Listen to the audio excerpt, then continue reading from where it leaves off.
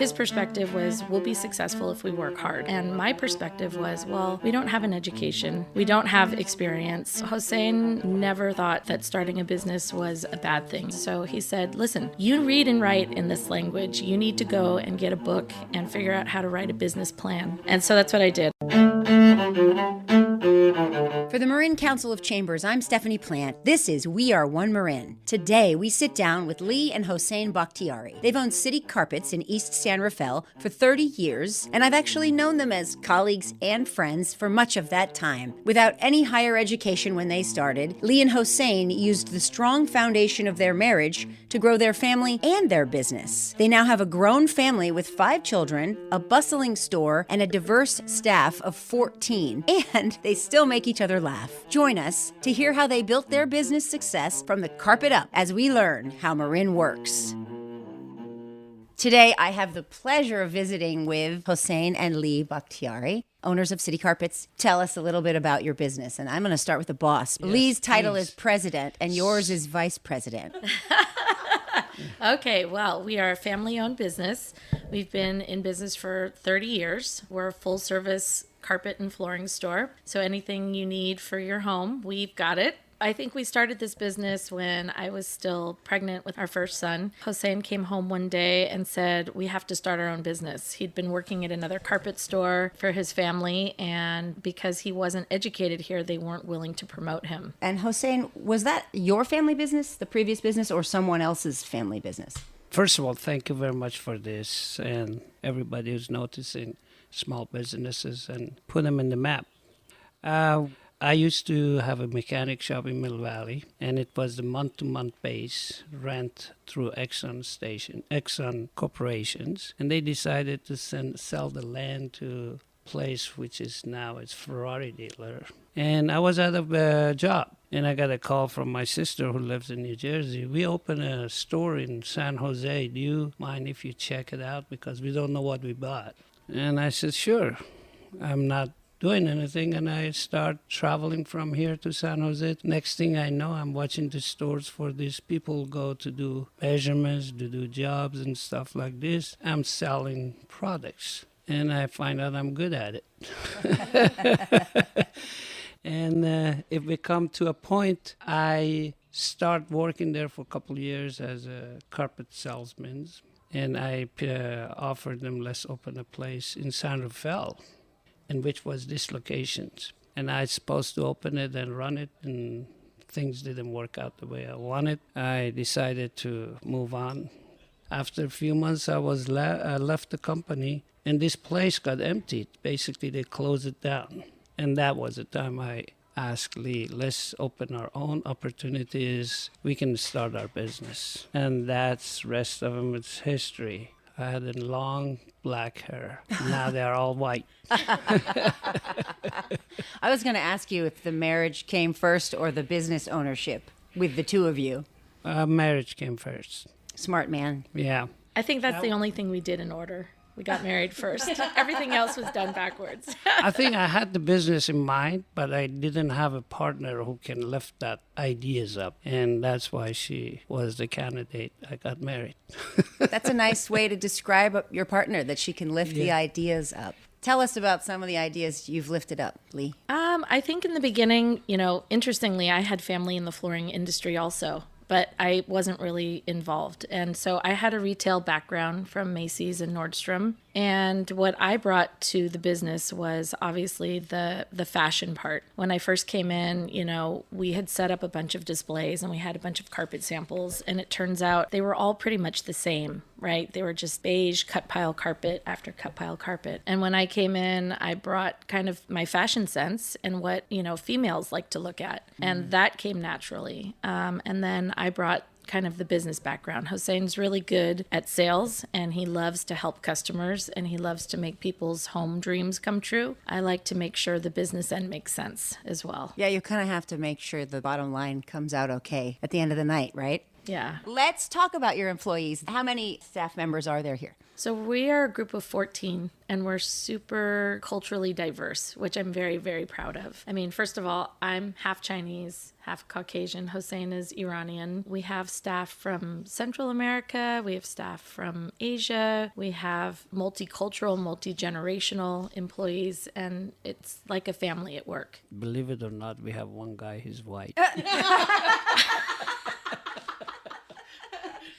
Bringing it up in the minority. Have you sought that out in a purposeful way? No, that just kind of happened organically, which is also really neat. You know, we didn't look at it like, hey, you know, we need to hire somebody from a different culture. No, we all just kind of gravitated towards each other. And we all are very appreciative of each other's backgrounds, and we celebrate it. And that's really what we're trying to do right here with our podcast, is to celebrate the diversity that we have in the county. Absolutely.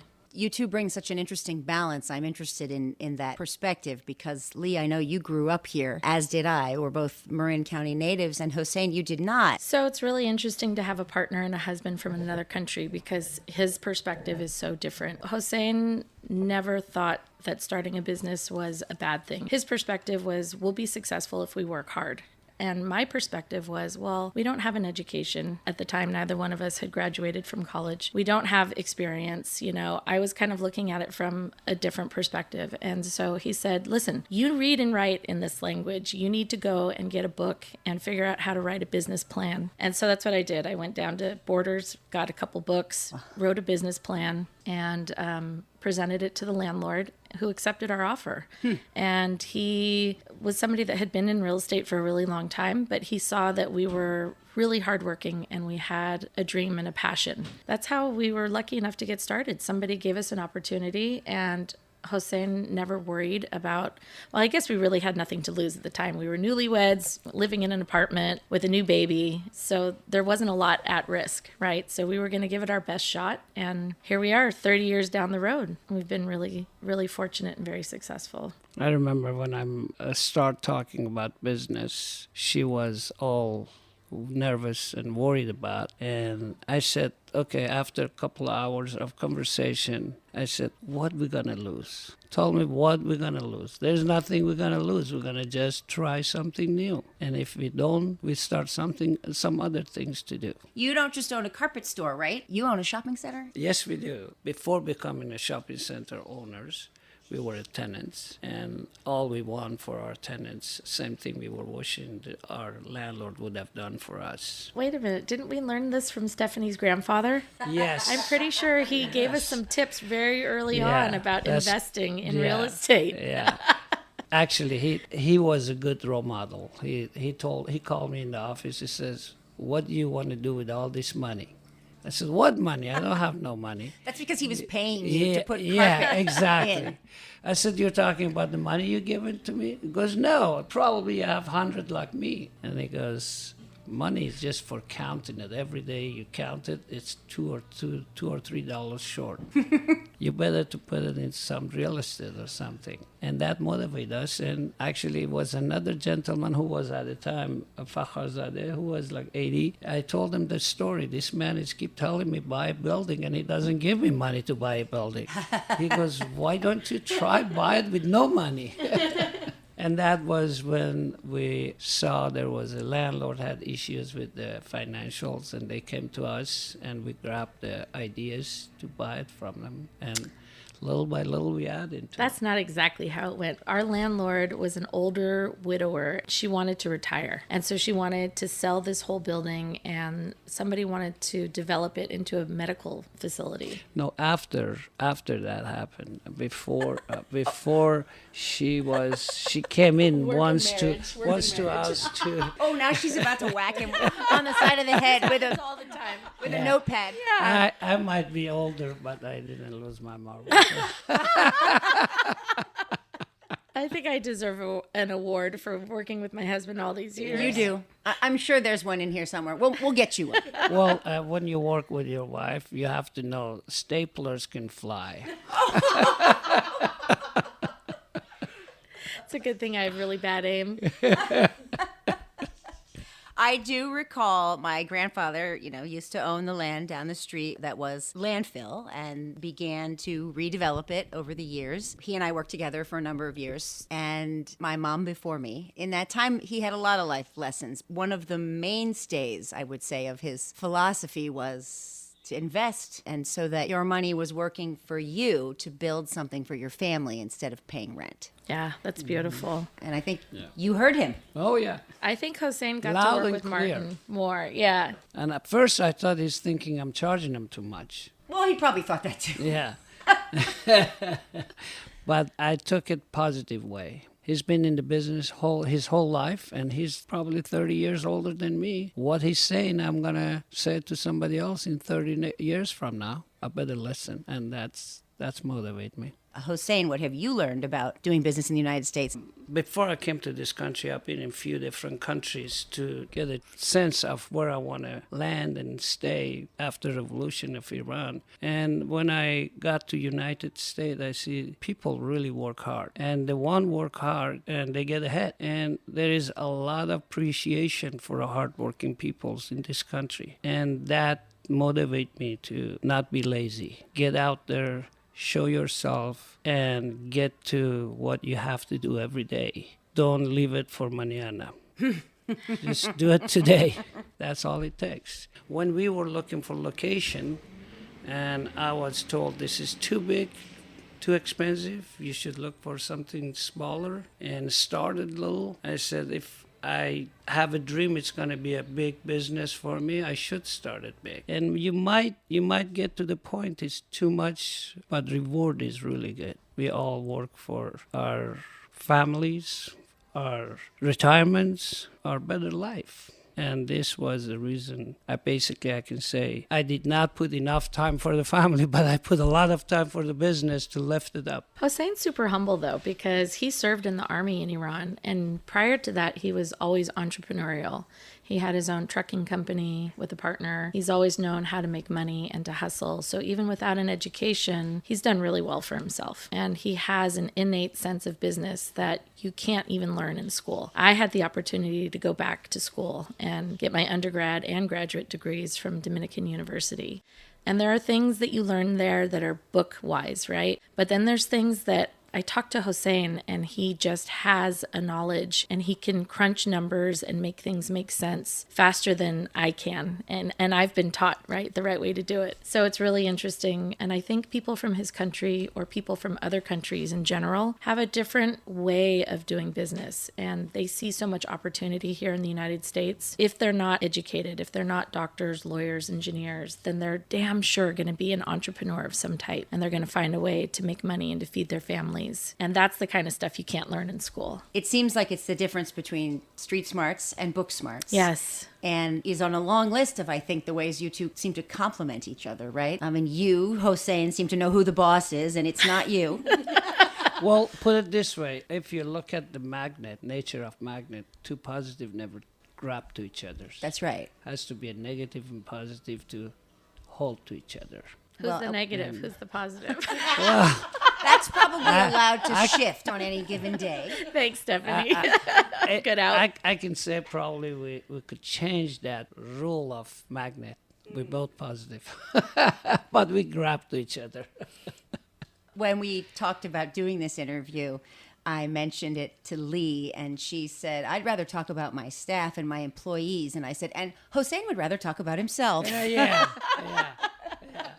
How are you finding it to do business in Marin over a 3-decade period? I've always found the community to be very welcoming to us, and we've been super fortunate, and we haven't really experienced a lot of the roadblocks that you might assume you would experience being inexperienced in business. We feel such a sense of community just having been here for so long. We supposed to, as a business owners, appreciate the business we get from the people of Marin. They appreciate us more than we appreciate what they are paying us. Coming from many different countries, from nothing to here, and you see the difference. People really appreciate what they have and what they can offer. You cannot buy that. It's a great place to be. It's paradise.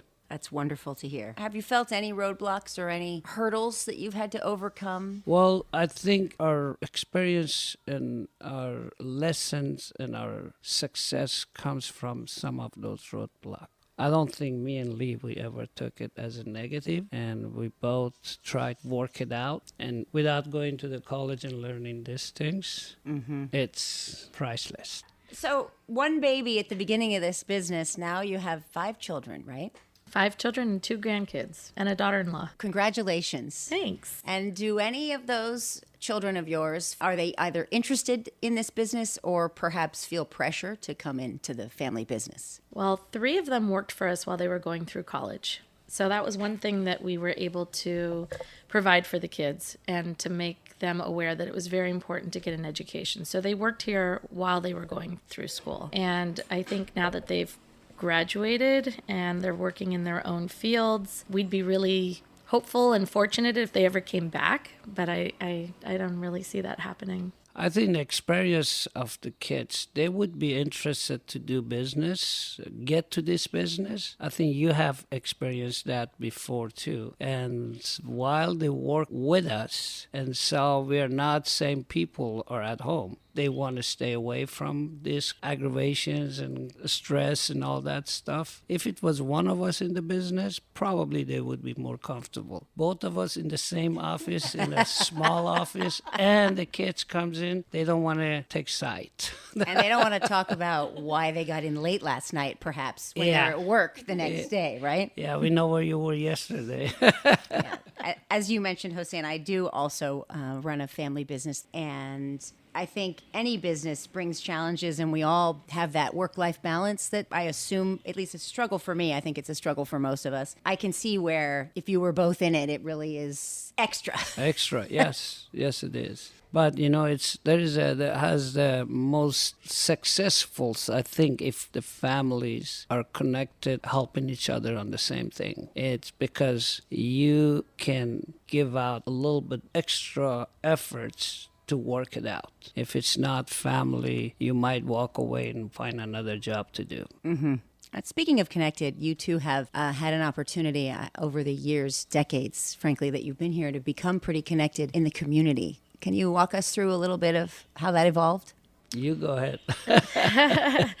So I think very early on we became members of the Chamber of Commerce because we felt like they would be good advocates for small business owners. And we had so much to learn, and we were looking for connections within the community. And I very early on became part of the Women of Industry, which today that's what it's called. Back then it was Women of Business. And I had so many great role models like Kit Cole, right, who had their own businesses and their kids. And, you know, you were talking about how difficult it is to have a small business or a family-owned business when you have children and a family. But what better industry could you be in to be able to spend time with your kids, right? Having my own business meant that I could make my own hours, and I could be there for the school performances, and I could be the team mom, and I could travel with my kids on the weekends. So having a family-owned business gave us a lot of opportunities also. Yes, the flexibility is certainly the sweet of anything that might be bittersweet, I would say. Right, yeah. Becoming connected with the community started with the chamber and has grown into, you know, we've sat on numerous boards for schools and sponsored, you know, local sports teams. And I'm a director for the chamber now and sit on a number of committees like the East San Rafael Working Group and the DEI Task Force. So these are all things that are near and dear to my heart, and we try to give back in that manner. And then Carpet One, on top of all of that, does some really wonderful things in the community.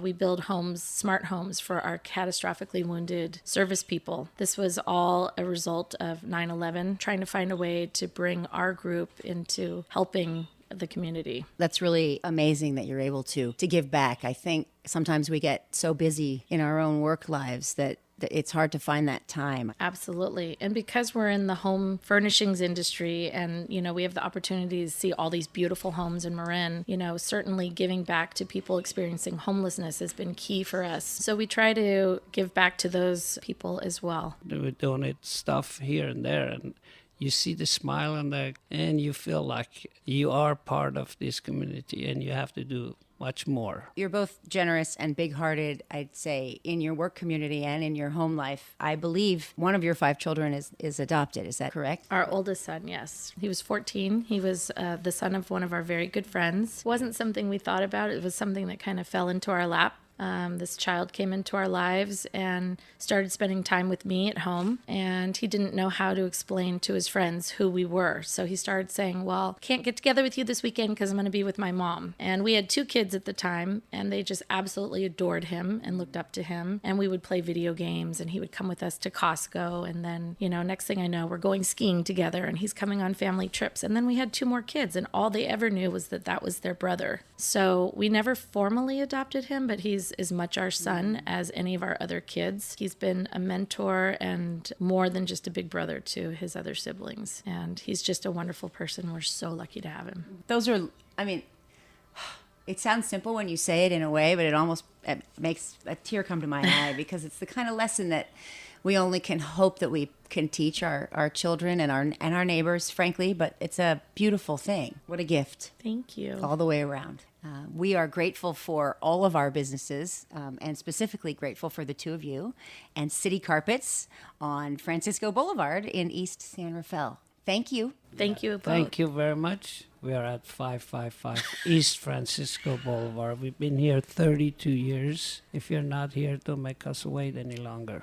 We'll see you soon. Thank you. See, there we go, Hossein. We'll come back and check in on you, and we'll give you another chance at the microphone. Oh, yeah. I just want to keep this one.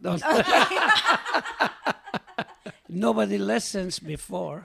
I hope, now he has a I hope captive audience. your audience going to listen to this. Well, they might give you a few minutes. Thank you both again Thank very you. much. Thanks.